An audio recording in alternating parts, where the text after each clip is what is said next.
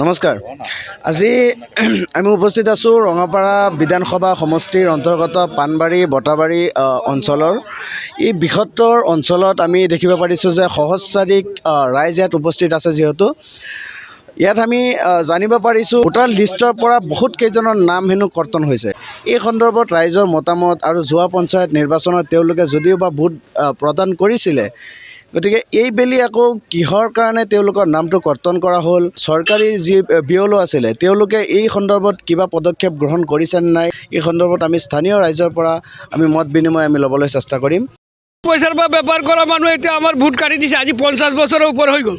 এইটো কোনো কথা হ'ল নেকি? আজি অত যুগৰ পৰা ভোট দি আহিলোঁ, এতিয়া মৰিব টাইমত আমাৰ ভোট কাটি দিছে। আমাৰ ভোটত ভুল কৰি দিছে। আৰে নাম অলপ ভুল লিখি দিছে, তাতে কাটি দিছে নাম। বিয়লে আহিছিলে ঘৰে ঘৰে কি কৈ গৈছে কাকে সেইবিলাক কৈছে। মই নাছিলোঁ আমি ঘৰত, আমিতো কাম ধান্দা থাকোঁ। আমি মিছা কৈতো লাভ নাই। আমাৰ ঘৰত চিন্তা এটা আছে না যে গৰু গাই এইবিলাক লৈ টানা ঘিচা কৰি থাকোঁ। আজি কুৰি হিচাপত বেপাৰ কৰা মানুহ, সেইটো মানুহক আজি ভোট কাটি দিছে। ধেমালি নেকি? আমাৰ বাপ দাদা আজি 50 বছৰ 100 বছৰৰ ওপৰ হৈ গ'ল, ইয়াত গেলি পচি মৰি গ'ল। আজি আমাৰ ভোট কাটি দিছে। আমাৰ বাপ দাদা কিজানি ইয়াতে শাল খুটা আছিলে, টাটা টিং আছিলে, সেই যুগৰ মানুহ আমি। সেই নাৰিকল গছ বাপ দাদাই লগাই গ'ল, সেই নাৰিকল গছো মৰি গ'ল। বাপেকে দাদাই লগাই গৈছিলে, এইটো এতিয়া আমাৰ ভোট কাটি দিছে। মোৰ নাম মমতাজ বেগম। মই যোৱাবাৰ ভোট দিছোঁ, কিন্তু এইবাৰ কিয় মোৰ ভোটটো কাটন গ'ল মই নাজানো একো এইবিলাক। আৰু মই ইমান লেখা পঢ়া মানুহ নহয়, গতিকে মই নাজানো। আৰু মই বুঢ়া হ'লোহি, মৰিবলৈ 2-4 দিন বাকী আছে। এতিয়া আমাৰ ভোটটো কাটি দিব লাগে নেকি? চৰকাৰে এইটো কি উপদেশ বুজি নাপালোঁ একো। মই ৰঙাপাৰা সমষ্টিৰ পাণবাৰী বটাবাৰী 2005 আগৰ পৰা ভোট দি আছোঁ, কিন্তু এইবাৰ মোৰ ভোটৰ এইটো মানে সেইটো কাটিলে আৰু। মইতো যোৱা বছৰ ভোট দিছিলোঁৱেই, এইবাৰ যে কিয় ভোটটো কাটা গৈছে মই ক'ব নোৱাৰোঁ। আৰু মোৰ নাম জুবেইদা বেগম, পাণবাৰী বটাবাৰী। হ'ল নাটক, বিজেপি চৰকাৰৰ নাটক হ'ল। সিহঁতৰ অৱস্থা পাতি বেয়া, এতিয়া সিহঁতৰ হাৰিবৰ হৈছে। গতিকে ৰাইজেও হাৰাশাস্তি কৰি আছে। এই ভোটবিলাক কাটিব পাৰিলে তাৰ ভোটৰ সেই গণনাটো বাঢ়িব, আৰু সেইটো অন্য কথা একো নাই। এই গোটেইখিনি হেমন্ত বিশ্ব শৰ্মাৰ পলিটিক্স। আমি ৰঙাপাৰা বিধানসভা সমষ্টিৰ ভোটাৰ্ছ, নৱগঠিত পাণবাৰী বটাবাৰী গাঁও পঞ্চায়তৰ আমি অন্তৰ্গত। আমাৰ পঞ্চায়ত এলেকা, আমাৰ 162 নং ভোট কেন্দ্ৰ বিন্দুগুৰি হাইস্কুল।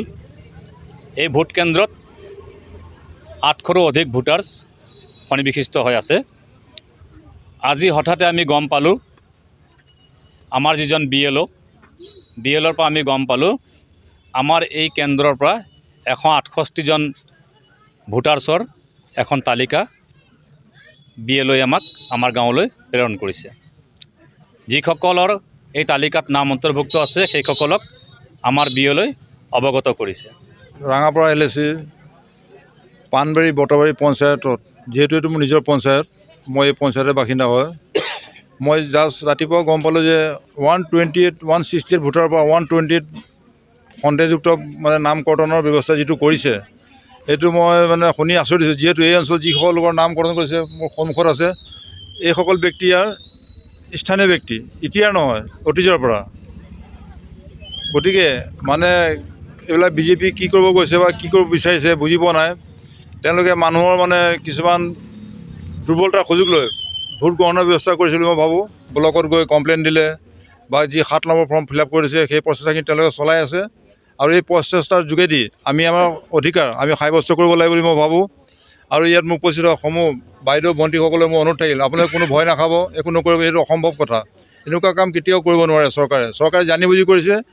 আপোনালোকক পানিছমেণ্ট দিছে, হাৰাছমেণ্ট দিছে, ভয় খুৱাইছে ভোটাধিকাৰ ল'বৰ কাৰণে। আৰু ইয়াৰ পৰা মানুহ নাম কৰ্তন কৰি পেলাই বেলেগ জেগাত সুমিয়াব, ইয়াৰ মানুহ তাত নিব। CM ডাঙৰীয়া তেখেতৰ চিনাকি মনৰ ভাৱধাৰাবোৰ কথা কৈ থাকে। এইবিলাক চিনাকি ভাৱধাৰ মানে কিছুমান মানে প্ৰতিচ্ছবি দেখুৱাইছে, ভয় খুৱাইছে। গতিকে মই ভাবোঁ আপোনালোকে ভয় নকৰিব, আপোনাৰ ভোটাধিকাৰ সদায় থাকিব আৰু নিশ্চয় থাকিব। আৰু পৰৱৰ্তী কালত যদি কিবা ব্যৱস্থা ল'ব লাগে আমি সদল বলে, যিহেতু মই এইটো পঞ্চায়তৰ মই নিজৰ এজন ব্যক্তি, মই ভোটাৰ, গতিকে আমি সহযোগ কৰিম আৰু সদায় আপোনাৰ লগত মই সদায় আছোঁ আৰু সদায় থাকিম। ধন্যবাদ।